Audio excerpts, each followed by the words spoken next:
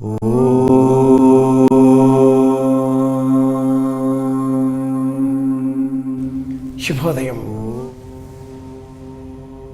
సోమవారం అంటే ఉమా సమేతుడైన ఈశ్వరునికి సంబంధించిన వారం అని అర్థం.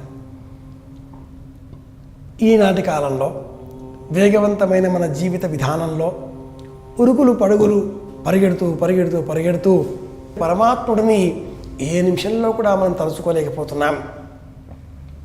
దానికి పరిహారంగా కొరడా.com వారు చేస్తున్న కొత్త ప్రయత్నం, ఒక్క నిమిషం మనం పరమాత్ముడిని ధ్యానం చేద్దాం.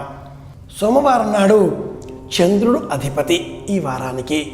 అలాగే ఈ చంద్రుడిని శిరస్సులో ధరించినటువంటి వాడు ఈశ్వరుడు కనుక సోమవారం నాడు శివారాధన చేస్తే, శివాభిషేకం చేస్తే శివుడికి అలాగే చంద్రునికి కూడా అర్చన చేసినట్లుగా భావన చేయవచ్చు.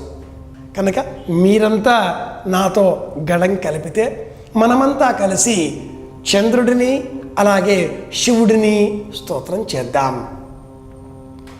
రెండు చేతులు జోడించి శ్రీ గురుభ్యో నమః అంటూ ముందుగా గురువును నమస్కారం చేసుకోవాలి, తలుచుకోవాలి. శ్రీ గురుభ్యో నమః, శ్రీ మహాగణాధిపతయే నమః. దధి శంఖ తుషారాభం క్షీరార్ణవ సముద్భవం నమామి శశినం సోమం శంభో మకుటభూషణం. దధి శంఖ తుషారాభం క్షీరార్ణవ సముద్భవం నమామి శశినం సోమం శంభో మకుటభూషణం. ఇది చంద్రుడి ఆరాధన. అలాగే శివారాధన కూడా చేద్దాం. రెండు చేతులు జోడించి ఒకసారి మళ్ళీ శ్రీ గురుభ్యో నమః అంటూ గురువుకు నమస్కారం చేద్దాం. ఆ పిమ్మట శివ సంబంధిత శ్లోకం భక్తితో చెబుదాం.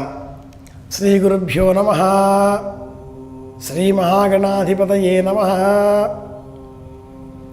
ఓంకార మంత్ర సంయుక్తం నిత్యం ధ్యాయంతి యోగినః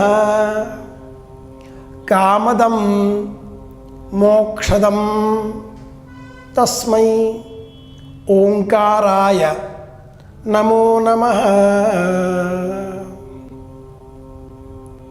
ఇలా శివధ్యానం చేద్దాం.